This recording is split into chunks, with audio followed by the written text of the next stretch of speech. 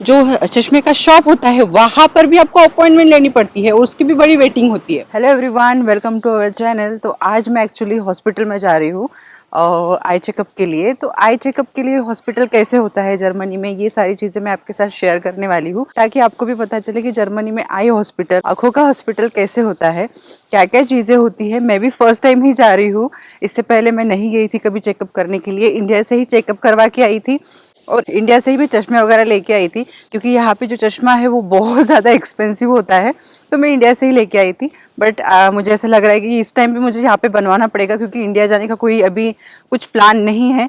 तो देखते हैं क्या क्या होता है। तो आई चेकअप कैसे होता है वो भी मैं आपको बताऊंगी, और साथ ही में यहाँ पे चश्मा कितने का मिलता है और क्या वैरायटी होती है वो भी सारी चीज़ें शेयर करूंगी। तो चलिए फिर वीडियो को शुरू करते हैं। पर उससे पहले अगर आप हमारे चैनल पर नए होंगे तो चैनल को प्लीज सब्सक्राइब करिए। तो इस वीडियो में मैं आपके साथ दो चीज़ें शेयर करने वाली हूँ। एक तो आंखों का हॉस्पिटल कैसे होता है वो, और दूसरी चीज़ यहाँ पे अगर आपको चश्मा बनवाना है तो उसके लिए आपको कहाँ जाना है, उसकी भी अपॉइंटमेंट लेनी पड़ती है क्या, ये सारी चीज़ें मैं आपके साथ शेयर करने वाली हूँ। हमारे लिए यहाँ आने के बाद बहुत ज़्यादा शॉकिंग एक्सपीरियंस थे, तो ये सारी जानकारी आपको जानने के लिए पूरी वीडियो आपको देखनी पड़ेगी। तो चलो, हम हॉस्पिटल के पास तो पहुँच गए हैं, 2 मिनट डिस्टेंस पे ही हॉस्पिटल। तो अंदर चलते हैं, डॉक्टर का क्या कहना है वो सारी चीज़ें मैं वहाँ पे जाके शेयर करती हूँ। तो हॉस्पिटल के सामने तो हम पहुँच गए हैं। यहाँ पे आप देख सकते हो एक फार्मेसी भी है, और मोस्टली ऐसे होते हैं कि हॉस्पिटल के नज़दीक ही एक फार्मेसी होती है, जैसे अपनी इंडिया में होती है। तो यहाँ उन्होंने डोर ओपन कर दिया है और अभी हमें फर्स्ट फ्लोर जाना है। और यहाँ पे भी एक अलग सिस्टम है, जैसे अभी मैं हॉस्पिटल के बाहर तो खड़ी हूँ, लेकिन ये डोर से एंट्री करने के लिए मुझे और एक बार बेल बजानी पड़ेगी। ये तो ये फिर ओपन करेंगे। तो हॉस्पिटल में एंट्री करते हैं, यहाँ पे है reception desk. The main important thing, आपका जो इंश्योरेंस कार्ड है वो कभी भी नहीं भूलना। यहाँ पे इंश्योरेंस तो कंपलसरी है ही, ये चीज़ आपको पता ही होगी। तो इंश्योरेंस कार्ड जैसे ही आप उनको देते हैं तो उनके पास पूरा डेटा आ जाता है कि आपकी अपॉइंटमेंट कितने बजे की है, आपका नाम क्या है और सारी डिटेल्स। तो आपको एक्स्ट्रा बताने की कुछ भी ज़रूरत नहीं पड़ती। फिर उसके बाद उन्होंने मुझे वेटिंग रूम में बिठाया। वेटिंग रूम बहुत अच्छी थी, पिन ड्रॉप साइलेंस था वहाँ पे।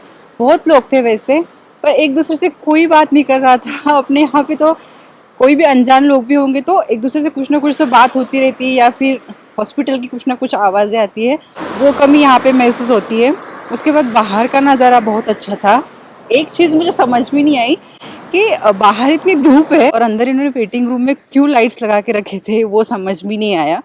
एक तरफ ये लोग एनर्जी सेविंग की बातें करते हैं और दूसरी तरफ यहाँ पे अननेसेसरी बहुत जगह पे लाइट्स लगा के रखते हैं। दूसरी बात ये है, यहाँ पे ना 2-3 डॉक्टर्स थे, तो डॉक्टर खुद बाहर बुलाने आते थे, लाइक वेटिंग रूम के पास आते थे, नाम बुलाते थे। और मेरा सरनेम तो एज यूजुअल वो कुछ अलग ही लेते हैं, तो वो बुलाते हैं। फिर अंदर उन्होंने मुझे बुलाया, फिर उसके बाद चेयर पे बिठाया। पूरी डिटेल्स वो पूछ लेते हैं कि आपको एलर्जी है क्या, आप कुछ बीपी या डायबिटीज़ की टैबलेट्स ले रहे हो क्या, वो सारी डिटेल्स वो पूछ लेते हैं। फिर उसके बाद जैसे अपने यहाँ पे जो सामने डिस्प्ले रहता है वहाँ पे पढ़ने के लिए बोलते हैं, अल्फ़ाबेट्स होते हैं, नंबर्स होते हैं, तो वो पढ़ने के लिए उन्होंने बोला। तो वो मेरे सारे करेक्ट हो गए थे, क्योंकि मेरी आंखें अभी तक तो ठीक है। फिर उसके बाद उन्होंने एक मशीन में, जैसे वो पैराशूट में दिखाते हैं ना, आपको पता है वहाँ पे आपको आपकी ऐसे चीन वहाँ पे रखनी पड़ती है। उसके बाद वो पैराशूट दिखाते हैं और उसमें से वो नंबर भी चेक कर लेते हैं। तो एग्जैक्ट वो नंबर जो हमने बताए, जो सारे डिजिट्स हमने बताए, वो और वो मशीन है वो बराबर मैच कर लेते हैं और एग्जैक्ट उनको पता चल जाता है कि आपका नंबर क्या है। उसके बाद मशीन में ही वो और एक बार डिजिट्स या फिर नंबर दिखा देते हैं, तो वो एक हो गया। फिर उसके बाद उन्होंने मुझे फिर से वेटिंग रूम में बिठाया। अगेन पिन ड्रॉप साइलेंस, मतलब मैं 1 बजे की अपॉइंटमेंट थी, मैं 12:50 को ही पहुंच गई थी वहाँ पे। उसके बाद मेरा नंबर लगा 154 को, कुछ 1 घंटे बाद मेरा नंबर लगा। उसके बाद फिर से उन्होंने वेटिंग रूम में बिठाया और फिर दूसरे रूम में गए। वहाँ पे उन्होंने अगेन चेक किया, तो उन्होंने बोला मियोपी कुछ है। तो मुझे इतना नहीं समझ में आया, मैंने उनको पूछा तो उन्होंने इतना ही बताया कि आपको ना ऐसे कंपलसरी नहीं है कि आपको चश्मा लगाना ही है, आपकी आंखें एकदम से सही है, लेकिन अगर आप कंप्यूटर पे काम करते हो, मोबाइल यूज़ करते हो, तो चश्मा लगाएंगे तो अच्छा ही है। तो ये सारी चीज़ें यहाँ पे हो गई। और डॉक्टर जो सारी डिटेल्स भरते हैं, बीपी, डायबिटीज़ है क्या, ये सारी चीज़ें, या फिर आपका इससे पहले कभी आंखों का ऑपरेशन हुआ क्या, वो सारी डिटेल्स भी वो ले लेते हैं। तो मेरा तो वैसे कुछ था नहीं। आपको वेटिंग रूम की और एक चीज़ बताती हूँ कि अपने यहाँ पे क्या होता है ना कि हम एंट्री करते हैं तो हर कोई ऐसे नमस्ते या फिर हेलो नहीं बोलता। मतलब मैं पर्सनली मेरा एक्सपीरियंस शेयर कर रही हूँ, शायद आप सभी का एक्सपीरियंस अलग हो सकता है।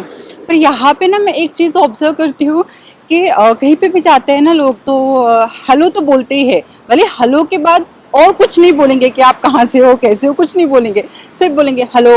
और उसके बाद निकलते टाइम आउटफिटर्स देन या फिर चूज, मोस्टली आउटफिटर्स देन बोलते हैं। तो ये मुझे थोड़ा सा ना यहाँ पे आने के बाद थोड़ा शॉकिंग लगा, बिकॉज अपने यहाँ पे इतना रूम से निकलने के बाद हर किसी को बाय बोल के हम नहीं निकलते, बस डॉक्टर को या फिर रिसेप्शनिस्ट जो है उनको बाय करके निकलते हैं। तो ये चीज़ मुझे यहाँ पे थोड़ा सा डिफरेंस लगा। तो अभी हमें चश्मा लेने के लिए जाना नहीं है, बट मैं ट्राई करूँगी कि मैं चश्मा जो शॉप होता है वो कैसे होता है या फिर यहाँ पे चश्मे कैसे मिलते हैं वो सारी वीडियो में बनाने की कोशिश ज़रूर करूँगी। वीडियो स्टार्ट करते टाइम मुझे ये लगा था कि शायद मेरा नंबर चेंज होगा तो मुझे जाना पड़ेगा, बट एक्सपीरियंस हमारे पास ऑलरेडी है। रजत ने कुछ 4-5 महीने पहले आई चेकअप किया था, क्योंकि उसका जो ओरिजिनल चश्मा था वो टूट गया था। तो उसने यहाँ पे नहीं चेकअप किया था, उसने चश्मे का शॉप होता है वहाँ पे जाके चेकअप किया था। तो चश्मे का प्राइस जो है वो अराउंड 200 यूरो बताया था, मतलब करीब 18,000 रुपये।